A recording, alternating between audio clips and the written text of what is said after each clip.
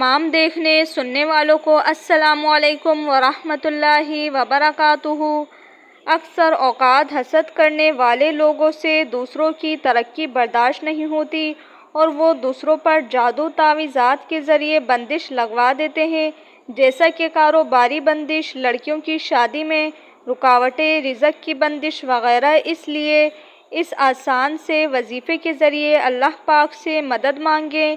इंशाअल्लाह ताला अल्लाह पाक आपको इस मसले से इंशाअल्लाह ताला आपको निजात मिल जाएगी। हर किस्म की बंदिश दूर करने के लिए ये अमल लाजवाब है। आज का वजीफ़ा, आज का अमल सूरह कौसर का अमल है। इंशाअल्लाह ताला ये बहुत ही बाबरकत अमल है और गारंटी शुदा अमल है। आप एक बार करके देखें, इंशाअल्लाह ताला आपके तमाम मसले हल हो जाएंगे। वजीफ़ा शेयर करने से पहले आप लोगों से एक छोटी सी दरख्वास्त है। आज के वजीफ़े की मुकम्मल मालूमात इस वीडियो में मौजूद है, इसलिए आप इस वीडियो को बिना स्किप किए बगैर देखिएगा। और अगर आप हमारे चैनल के न्यू व्यूवर्स हैं तो चैनल को लाइक करें, शेयर करें और सब्सक्राइब करके नोटिफिकेशन के बेल के ऑल पर क्लिक करें, ताकि हमारी हर आने वाली वीडियो का नोटिफिकेशन बआसानी आपको मिलता रहे। बात करते हैं आज के वजीफ़े की। जैसे कि आप लोग जानते हैं, सूरह कौसर बहुत ही मुख्तसर अमल है, यानी बहुत ही मुख्तसर सी आयत है, लेकिन इसके फ़वाइद बहुत ही ज़्यादा हैं। दोस्तों, सूरह कौसर का अमल है लेकिन बहुत ही पावरफुल वजीफ़ा है।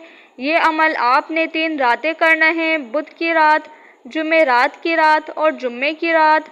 बुध का पूरा दिन निकलने के बाद जो रात आएगी, जुमे रात की रात होगी। इस तरह जुमे रात की रात और जुम्मे की रात आपने ये अमल करना है। अमल आपने कुछ इस तरह करना है कि सबसे पहले आपने अपना सदका हस्बे तौफीक किसी भी चीज़ का दे देना है और नमाज इशा के बाद, यानी बुध की रात नमाज इशा के बाद बावजू हालत किबला रुख होकर ये अमल कर लें। अव्वल व आखिर दरूद पाक एक बार पढ़ें और दरमियान में 921 बार सूरह कौसर पढ़ें। और दूसरी रात यानी जुमे रात की रात को भी यही अमल करें, 921 मरतबा सूरह कौसर पढ़ लें। और तीसरी रात यानी जुम्मे की रात जो आएगी तो आपने 922 मरतबा सूरह कौसर पढ़नी है।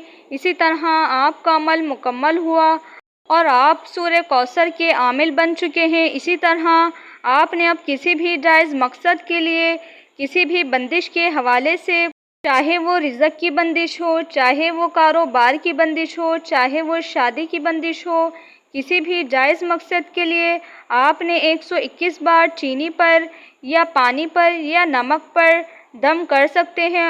और जिस पर बंदिश है वो ये पानी पिए या चीनी खाए या नमक खाए। अगर पानी पी रहा है तो इसे पानी पिलाए, इस नियत से कि इस पर जो भी बंदिश है अल्लाह पाक इसे ख़त्म फरमा दे।